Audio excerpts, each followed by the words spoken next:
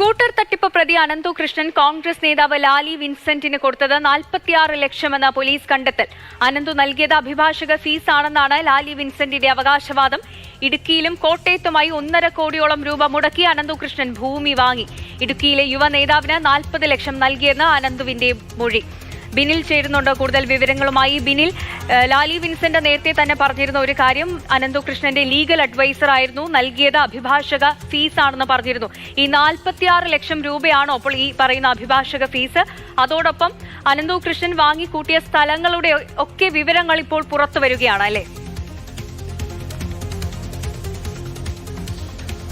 സന്ധ്യ, Lali Vincent പറഞ്ഞത് താൻ അഭിഭാഷകയാണ്, തനിക്ക് നൽകിയത് വക്കീൽ ഫീസാണ് എന്നതാണ്. പക്ഷേ ഇപ്പോൾ പുറത്തു വരുന്ന കണക്കുകൾ ഞെട്ടിപ്പിക്കുന്ന ഒരു അഭിഭാഷക ഫീസിന്റെയാണ്. 46 ലക്ഷം രൂപയാണ് ലാലി വിൻസെന്റിന് അനന്തു കൃഷ്ണൻ നൽകിയിരിക്കുന്നത്. ഇത്രയും ഭീമമായ ഒരു തുക അഭിഭാഷക ഫീസായി വാങ്ങുന്ന ഒരു പ്രമുഖ അഭിഭാഷകയാണോ ലാലി വിൻസെന്റ് എന്നതാണ് ഏറ്റവും പ്രധാനപ്പെട്ട ഒരു ചോദ്യം. അതിനി ലാലി വിൻസെന്റിന് പോലീസിന് മറുപടി നൽകേണ്ടി വരും. എന്തായാലും ഹൈക്കോടതിയിൽ ഇപ്പോൾ ലാലി വിൻസെന്റിന്റെ മുൻകൂർ ജാമ്യഹർജി നിലനിൽക്കുകയാണ്. ആ ജാമ്യഹർജിയിൽ വാദം കേൾക്കുന്ന വഴി ഹൈക്കോടതി തന്നെ ചോദ്യം ഉയർത്തുകയും ചെയ്തിരുന്നു, ഇത്രയും വലിയ അഭിഭാഷക ഫീസിന്റെ കണക്ക് എന്ത് എന്നത്. എന്തായാലും ഇനി ലാലി വിൻസെന്റിനും ഇതിന് മറുപടി പറയേണ്ടി വരും. കോൺഗ്രസിന്റെ നേരത്തെ KPCCയുടെ വൈസ് പ്രസിഡന്റ് അടക്കം വലിയ പദവിയിലിരുന്ന വ്യക്തി കൂടിയാണ് ലാലി വിൻസെന്റ്. അനന്തു കൃഷ്ണനുമായി അടുത്ത ബന്ധം ലാലി വിൻസെന്റിന് ഉണ്ടായിരുന്നു. പലരുമായി, അതായത് ഈ KN ആനന്ദകുമാർ അടക്കമുള്ളവരുമായി ലാലി വിൻസെന്റ് ബന്ധപ്പെട്ടിരുന്നു, അല്ലെങ്കിൽ അനന്തു കൃഷ്ണന് ഇവരെ ബന്ധപ്പെടുത്തുന്നതിൽ ഒരു മുഖ്യ കണ്ണിയായിരുന്നു എന്ന രീതിയിലുള്ള വാർത്തകളൊക്കെ തന്നെ നേരത്തെ വന്നിരുന്നു.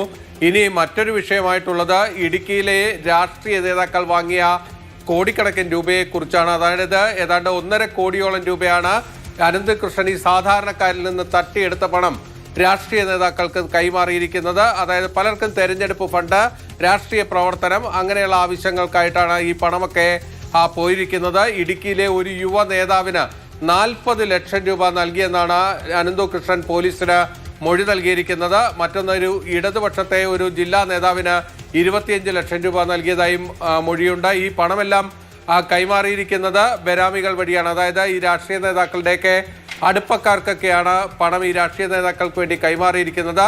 ഇടുക്കിയിലെ യുവ നേതാവിന് തെരഞ്ഞെടുപ്പ് കാലത്താണ് ഇത്രയധികം പണം കൈമാറിയിരിക്കുന്നതെന്ന വിവരവും പുറത്തേക്ക് വരികയാണ്. അതായത് നാട്ടുകാരിൽ നിന്ന് ഇയാൾ തട്ടിയെടുത്ത പണം രാഷ്ട്രീയക്കാർക്ക് വാരിക്കോരി കൊടുത്തു എന്നതാണ് ഇതിൽ നിന്നൊക്കെ മനസ്സിലാകുന്നത്. അവിടെ രാഷ്ട്രീയ വ്യത്യാസമില്ല, എല്ലാ രാഷ്ട്രീയക്കാർക്കും ഇയാൾ ആവശ്യത്തിന് പണം കൊടുത്തിട്ടുണ്ട്. പിന്നീട് ഈ ഇയാളുടെ നിക്ഷേപമായിട്ടുള്ളത് ആകെ 4 ഇടത്താണ് ഇയാൾ ഭൂമി വാങ്ങിയിരിക്കുന്നത്.